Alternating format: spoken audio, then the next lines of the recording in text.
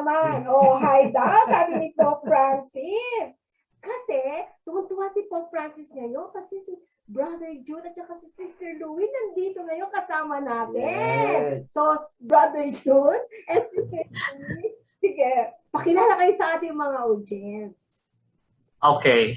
Hello, everyone. Nice to be here. Thank you for inviting us. Yes. Happy to be here. By brief introduction, so Louie and I, by December of this year, we will be married for 38 years. Wow. And we have 5 children. Yung panganay namin ay lalaki, married na. Meron kaming 5-year-old na apo na boy. Yung eldest girl namin is also married. Meron kaming 3-year-old na apo na girl. And then we have 3 other daughters. Pero sa ngayon, isa na lang ang kasama namin sa bahay. Nakabukod na rin yung dalawa, malapit sa office nila. We have been members of the Ligaya ng Panginoon community for the last 30 years. And have been in the National Shrine of Mary Help of Christians Parish for about 1987, so 34 years. And of course, with you, Jun and Malu in PPAP, since the beginning. Naakit kami at nahikayat kami dahil narinig namin yung AMORIS LAETITIA ni Pope Francis a year before we actually joined or started PPAP. So doon pa lang narinig ko na yung sinabi ni Pope Francis about accompanying families. Sabi niya kasi that the joy of the family is the joy of the church. In my case, I did not immediately volunteer. Kasi the last of 5 kids, kagagraduate lang from college. So I was looking forward to finally having time for myself. Now, I wanted to do things na hindi ko naman magawa dati kasi yung demands ng home at saka nung children medyo marami kasi 5 yan. So, very protective ako sa time ko. So, it was hard for me to give it up. Lalo na I felt na pag Sunday, family time yon, so time to be with my children. Lalo na working na sila. So, weekends lang kami talaga magkakasama.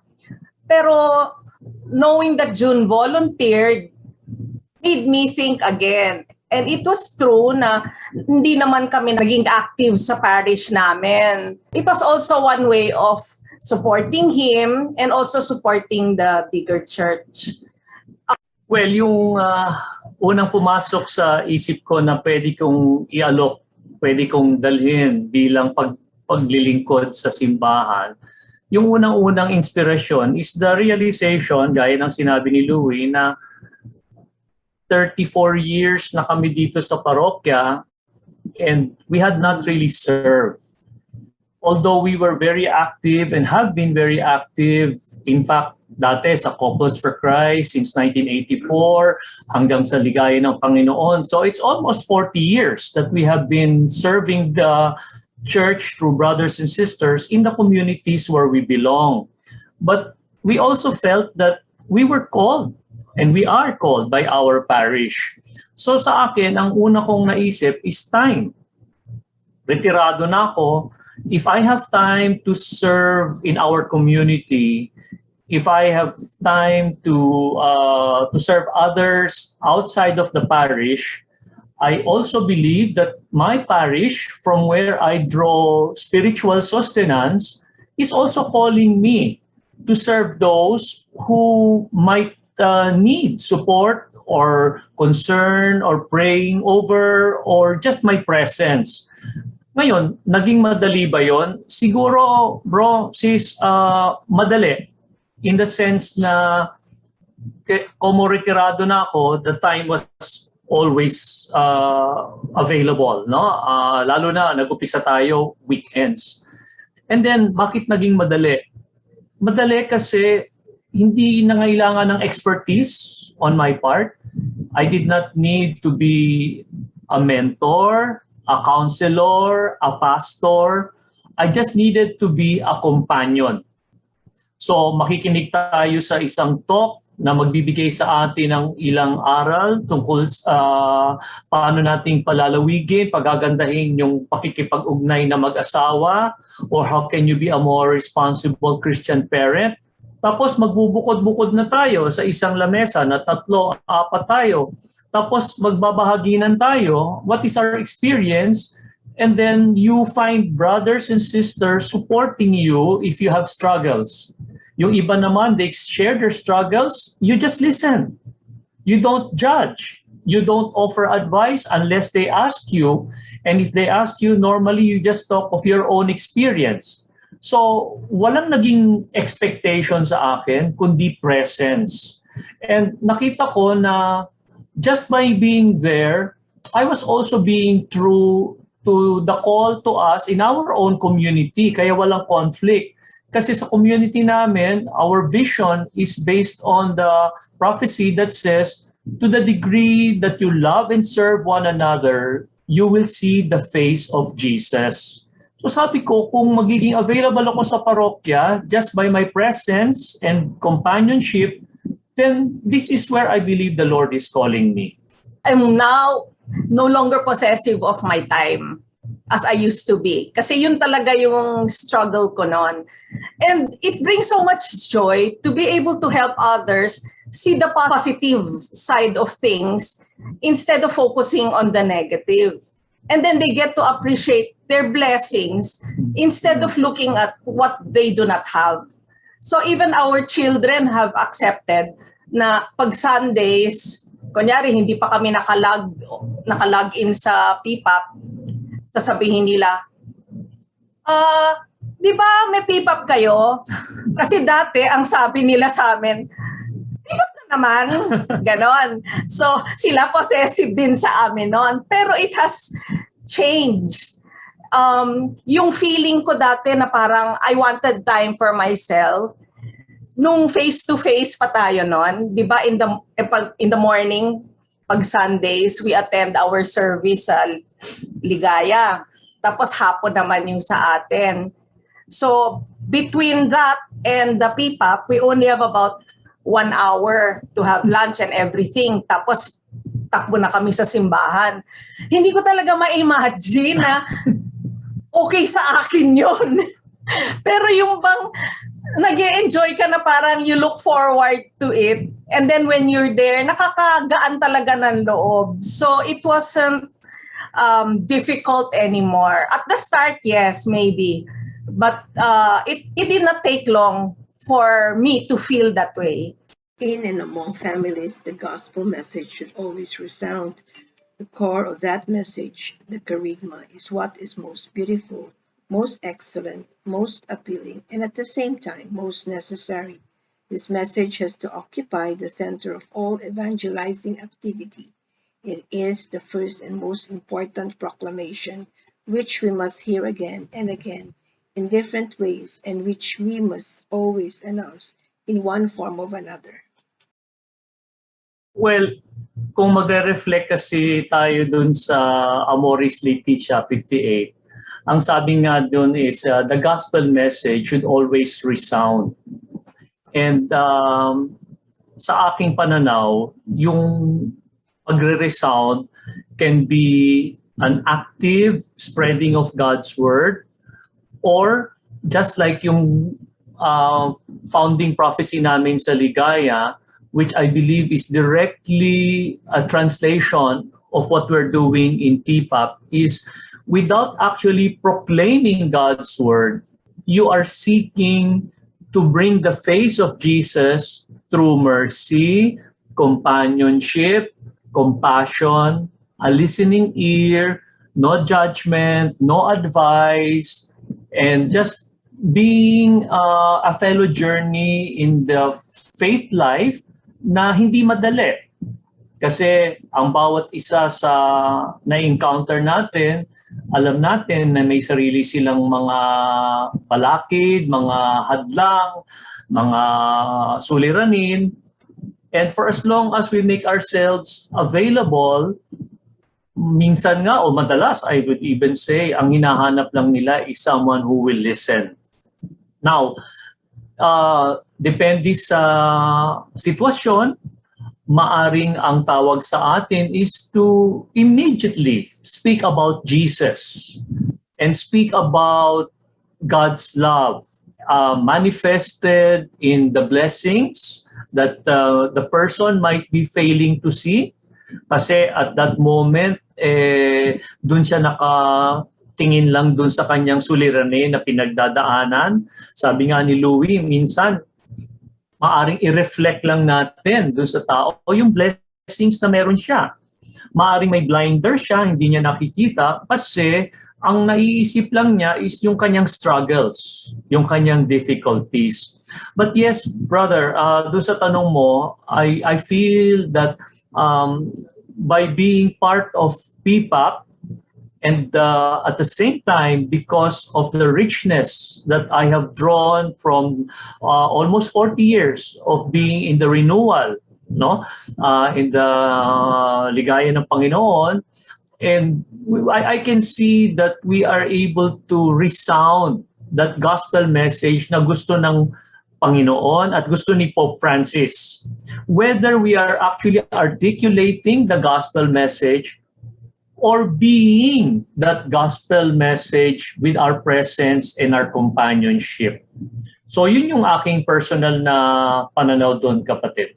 Yung making the gospel message, the resounding message that Pope Francis wants us to deliver is not something that we ourselves only carry. And I think that's the beauty and the richness of a community and what we do in PPAP, na hindi naman tayo laging companions. Madalas nga tayo yung wounded. And yun yung beauty, kasi there will always be brothers and sisters around you who will show you the face of Jesus pag ikaw yung hindi makakita ng malinaw sa anyo at sa imahe ni Jesus. And I'll share with you very distinctly, I'm constantly reflecting on the gospel where Jesus called his disciples and sabi niya, let's go to the other side. And they got into a boat. And the apostles, little did they know what he meant when he said, go to the other side. Yung pala bago sila makatawid, yung lawa magiging rough. No? At kasalukuyang na sila ay natatakot at baka sila malunod dahil tataob na yung bangka, ayun si Jesus, natutulog. At kung babasahin yung Ebanghelyo, nakaunan pa. No? So, ang ibig sabihin, ako, kung magre-reflect ako sa buhay ko bilang isang Kristiyano, alam ko na minsan hindi ko rin makita si Jesus sa aking karanasan, sa aking paglalakbay. Pero pag ganoon yung aking karanasan, meron at meron laging kapatid na magdadala ng magandang balita. Ngayon kung ako, yun ang karanasan ko, at maiaahon ako ng mga kapatid sa pamamagitan ng kanilang paghikayat, pagbigay ng pag-asa sa akin at pagbigkas ng pagmamahal ng Panginoon, bakit hindi rin ako dapat kikilos ng ganun din? Sapagkat yun ang tawag sa akin. So when I'm wounded and I need a companion and I find a companion, then I believe I'm also called to be a companion to those who are wounded. And in that way, both of us are always resounding that message of Jesus' gospel to one another. Nakita ko dito sa PPAP na isang paraan kung paano na ang karamihan sa atin na biyayaan na maging kasapi ng isang prayer community, covenant community, transparochial community can serve the bigger church. The richness of the faith life that we experience from our community, the formation, the spiritual growth that we experience is a giftedness and a blessing that we can share to the bigger church. And ang kagandahan niyan, when you look at our community, especially among Catholic Christians, many of us belong to parishes, to vicariates, and to dioceses. And what we have started here in PPAP and has begun to grow from our parish to now our vicariate, and with the support of our diocese is also going outside of our vicariate, is you can see na yung collaboration between the richness of our parishes, our parish priests who are very supportive, and then yung transparochial communities or prayer communities grow on one another. We can accompany one another, and mas lalawak yung lambat, mas lalawak yung touch point natin, mas marami tayong magiging brothers and sisters na pwedeng i-accompany. And then tayo din, ma-accompany din nila tayo. Si Louie, baka may gustong sabihin. Sa akin is, for those who are here for the first time, if you enjoyed it, please share it with your friends, your family, kasi you will never know how the Lord is going to touch you. Just give it a try. Give it a chance and give the Lord a chance to touch your hearts. And yes, magpa 5 years na po kami this November.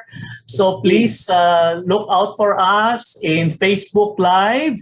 Salamat po. Yes, ang dami natin natutunan kay Brother Jun at kay Sister Louie. So, kailangan na tayo magbabay sa kanila. We'll see you again next week. Bye! Bye! Bye! Okay, we're back. Hello. Yes, nag-enjoy ba kayo sa mga kwento ni Brother Ah. Jun and Sister Louie? Yeah. Nakita natin kung gaano din talaga ka-dedicated yung dalawa, yung mag-asawa sa service nila sa simbahan, sa community, and of course, sa family nila. Yan. So, sige po, kung bibigyan natin ng numbering ng 1 to 10, saan po kaya sila parang nahirapan? Paano nila mababalance yung time? Mhm. So, pero, alam mo, normal sa mag-asawa yon. Halimbawa, may binulong sa si God to do this task, etong vocation na ito. And laging ang unang mararamdaman nila ay yung pangamba, takot, baka hindi nila makayanan. Pero, kapag nung pinakita nila, Brother Jun, someone sa kanilang dalawa has to make a fearless decision. Yung isa, susunod na rin yun. Ano man ang kanyang dahilan, but the grace of God will be with them. Yes, sabi din nga niya na sa umpisa, medyo mahirap kasi nag-a-adjust sila sa time. Pero nung nandun na sila, na-accustomed na sila doon sa way ng yung oras, yung pupunta sila doon, yung kakain, yung gano'n, parang nasanay na rin sila. And hindi sa kanilang domisyon, kundi yung Holy Spirit. Yeah. Kasi hindi naman nawala yung oras andun pa rin yun. Andun pa rin yung mga ginagawa nila, yung hectic schedule. Pero bakit nila nakayanan? Because, unang-una, merong willingness of the heart and openness para bumaba yung Holy Spirit sa kanila. And that will be the one to work in them. And, ganun ba tinitimpla yung flavor of the month? yes! And hindi natin alam, tayo pala mga ice cream din. Tulad ng pinanggalingan namin kanina, Kaya pala tinawag ni Pope Francis na tayo daw, mga binyagan, na sana kahit saan tayo pumunta, we should have that flavor of the gospel. Wow. Di ba? Yun Yung pala kanina yun. nga, flavor of the month ay naabangan natin babalik tayo ron. Sabihin natin, paltan nyo na yan. Hindi na flavor of the month yan. Ano na? Flavor of love. Life. Life. Life. Flavor of life. Habang buhay na yan. Kaya sinabi nga, gospel flavor. Di ba, pag bumibili tayo ng ice cream, anong flavor yan? Mango flavor. Yung kay Pope Francis is the gospel flavor. Sila, Brother Jun ba? Meron na silang gospel flavor, di ba? Oo, kasi nadala-dala na nila yan. Kaya nga tayo, hindi kasi tayo pares ng mga ice cream na pag ginawa, meron na agad. Tayo, minumog pa tayo. Marami pang ginagawa sa atin. Siguro labas-pasok tayo sa freezer bago talaga natin makuha yung gospel flavor. But ang importante doon, yung willingness natin. Yun ang unang-unang ingredient. Yung maging willing tayo na matanggap natin kasi yung Holy Spirit na yung will work in us. And ang kagandahan, ano yun? Pupunta tayo, isasala tayo sa mga community, isasala tayo sa service sa simbahan. Doon na ngayon. Family natin. Ano yung mga minute mo doon? Merong mga trials, may mga happiness, maraming mga pangyayari sa buhay na hindi mawawala. And the Holy Spirit working in us, hinaayos niya, no, yung ating flavor para lalabas yung gospel flavor alam mo pusa. Yung gospel flavor na yan, palagay ko meron isang ingredient dyan na parang alak, in-age, habang tumatagal, lalong sumasarap. Palagay ko meron isang ganong ingredient. And I believe, yung ingredients na yon, parang yung ginagawa natin sa PPAP, 5 years na tayo, na twice a week, tayo ay nai-immerse or hinahalo ni God para yung ating spirituality ay medyo lumalim naman. Yes. Yung tiwala natin kay Jesus ay talagang lumakas. Yes. At ang ating buhay ay kahit papano pagka matagal na raw nakakasama, naka-immerse ka sa Kanya, Correct. ay nagiging kapareho na niya. Nagiging reflection tayo. Yung flavor natin. Yes. Ika nga, no? Hindi kasi gumagawa ng ice cream eh. Alam mo ba yung ice cream? Kailangan lumapot siya. Pinapalapot. Tayo po malalabnaw. So, kailangan lumapot tayo. Lumalapot lang tayo pag nai-immerse tayo sa Word of God. Yeah. Yan. And it will enhance our flavor as Christians. And we call that the gospel flavor. Yan. Kaya nga yung bisita natin, sabi niya, nung siya ay nag-commit na mag-volunteer sa PPAP, no? Eventually nakita niya, hindi naman ganun kahirap because hinalo na siya na hinalo, lumapot na siya. Lumapot na siya, kumapit na siya. Oh. Formed, na-form. Di ba yung ice cream, it has to be formed. Kung hindi po siya pagkakaroon ng, hindi mo malalagay sa apa, matunaw. Diba? So yung mga nakakakilala sa ating bisita kay Brother Jun at saka Sister Louie, sa tingin nyo ba may lasang gospel sila? Yes. Alamin natin. Ibig sabihin, i-guess natin sila ulit. Kitang-kita naman sa pananalita nila kanina. Yeah. Automatic po kasi yan yung gospel flavor na yan. Hindi po yan patutulog ka, meron na. Hindi. Kailangan ka rin, may efforts ka rin. No? Sige. Alam mo, umpisa pa lang, sila, Brother Jun at saka Sister Louie, sila yung unang nag-volunteer sa PPAP. No? So, ako natitikman ko na. Nakikita ko na sa kanila na meron silang gospel flavor. Naamoy-amoy mo na. Oo. Ang sarap. Amoy pinipig. Ang sarap kasama sa ganito, sa mga bukasyon na ganito. Oo. Totoo yan, minsan po talaga. Pag yung talagang, alam ni Lord no? Kung ready ka ng talagang gospel flavor, papasok na talaga sa iyo. Yung heart mo nakikita ni God. So, talagang ikaw mismo, hindi mo alam, nahahawaan mo na yung iba. Yan yung gusto natin. And sa PPAP, yan po yung ating pinupunterya. Yan po yung ating gusto ma-achieve, na mahawaan natin yung lahat na ma-involve sa accompaniment. Yan. So, we'll see you. Bye!